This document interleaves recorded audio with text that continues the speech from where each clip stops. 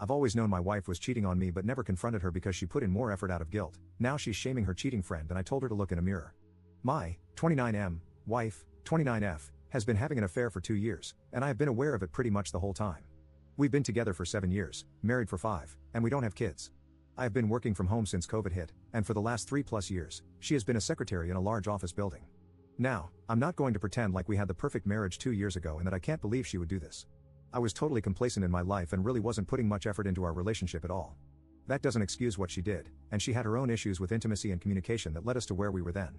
I just want it clear I'm no saint in all of this. I totally understand we were basically roommates that, on rare occasions, satisfied each other's needs in bed. Well, I found out right away when the emotional affair started. I've got everything logged into every device we have, including my work computer. I mean synced email, text, photos, social media, etc. So I was basically reading her affair regularly, including when it became a physical affair about 4 weeks in. The part that told me this was over, though, was that I felt nothing about it. I was totally indifferent, maybe a little embarrassed at worst. When the physical affair started 2 years ago, I recognized that this marriage was at its end, and that I should just divorce, mostly because I felt nothing. I started looking into lawyers and figured we could just do this easily and amicably. Well, here's where the crazy part happens. When the emotional affair started, she seemed, I wouldn't say happy, but less sad. Then the weekend after the physical affair started, I got the shock of my life. She came into my office that Saturday morning and asked me to take her on a hike and picnic. Initially, I thought this was the moment to burst her bubble and reveal what I know. But I didn't. I decided to actually get up and do this. I kind of thought she was going to reveal it herself and ask for a divorce. We had a really nice time, it was a great day, and she never brought up anything. I chalked it up as one more good memory before we end this thing. Then she asked me out again that week. Then we had intimacy. I don't know if it was shame, or guilt, or what, but she was basically taking the initiative to improve our marriage. After that first week, she began to open up more about her feelings. For some reason, I had a fire lit under me and started to make some effort in our relationship. I began reconnecting with some old friends and got all the laundry off the gym equipment. The affair continued, but as we spent more time together over those early weeks, and since it really gave me no concern and everything seemed better, I decided to just forget about divorcing her and start enjoying my life. I do still love this woman very much. Up until 2 days ago, we were in a really solid place. We had outings every other weekend, date night on Thursday, regular intimacy, and communication. I don't even read their messages anymore, just occasionally to see if it's still going on. 2 days ago, I noticed she was having frequent and long conversations with one of her close friends. I asked my wife about it, and it turns out this friend's husband got caught having an affair, and my wife has been comforting her. This wouldn't have been a big deal, but my wife then started bashing the husband for cheating. I don't know why I said it, but it came out. You're one to judge. She got super defensive and pressed me for why I said that. I initially tried to apologize and move on, but she wasn't letting up, and I eventually spilled that I've known about her affair the whole time.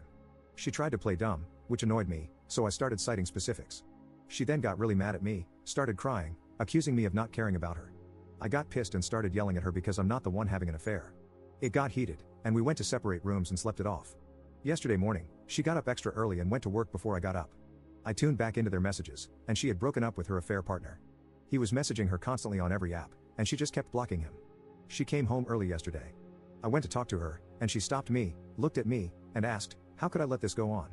I replied, because I just didn't care. She then called me a huge jerk and locked herself in our bedroom until she left for work this morning. She got home tonight, said nothing to me, and locked herself in again.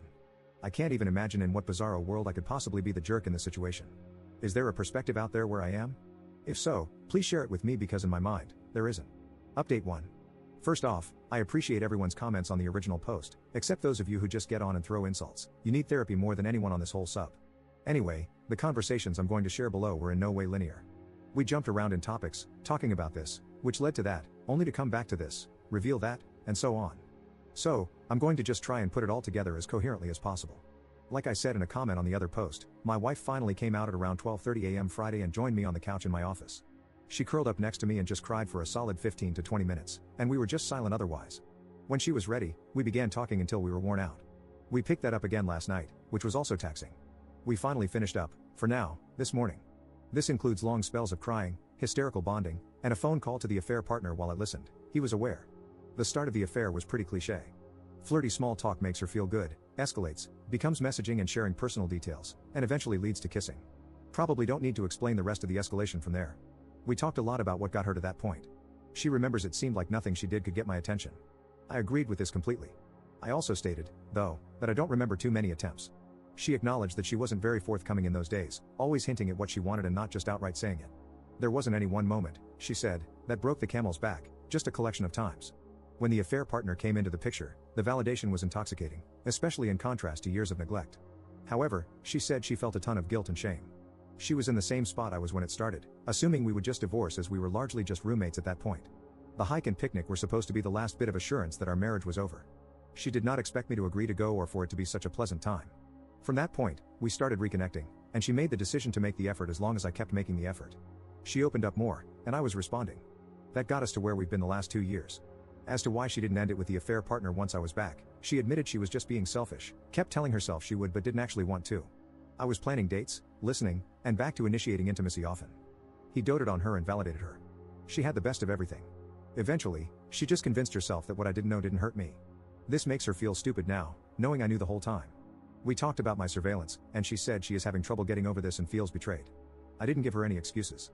It came up because she did ask how I knew, and I told her she's been logged into our old desktop and work computer on her email, Insta, Facebook, etc., for years, as well as it being connected to our cloud. I owned up to how wrong this was, but we both agreed that if we are going to make the reconciliation work, we're going to have to forgive each other for a lot of things. As many said and were right about, my "I don't care" statement was extremely triggering and hurtful. It took her right back to where we used to be. I took advice and organized my thoughts and told her that it wasn't that I don't care. I care about her immensely and changed for the better these last 2 years because I wanted to be there for her. I then explained I should have said it doesn't bother me. She's still trying to wrap her head around this. I'm trying to explain how I just basically don't feel jealousy or insecurity, which is hard to put into words. It also causes a mix of emotions on her end. I told her that having her be happy again made everything worth it for me. Also, the affair got me on my feet for the first time in years, so in a way, I've kind of told myself it was a blessing these past years. Finally, to address the breakup with the affair partner, she said once it was out, she went into a doom spiral, thinking everything in her life was a sham. She felt guilty over everything. She cut him loose, and locked me out. She was basically beating herself up for being awful to both of us. Listening to her call with him was hard even for me. From what she's told me in our conversations and from the call, I'm pretty convinced he is in love with her. I think he was holding out hope we would divorce at some point. She laid it out for him that we would not and were going to do everything to make this marriage work. He didn't beg or degrade himself but seemed genuinely hurt. When the call ended, she reblocked him and stated she has to go no contact so he can heal and actually go find someone, and we can fix our issues. We are working out our plans to fix our marriage. Not totally sure where to go from here. She wants individual counseling for herself, so we will make that happen. After she has done that for a while, we will probably start marriage counseling. We are also going to symbolically start fresh, and I'm getting a new work computer. From there, it's being open and honest with each other every day and making sure we are present in our lives. I love this woman very much and want to make this work.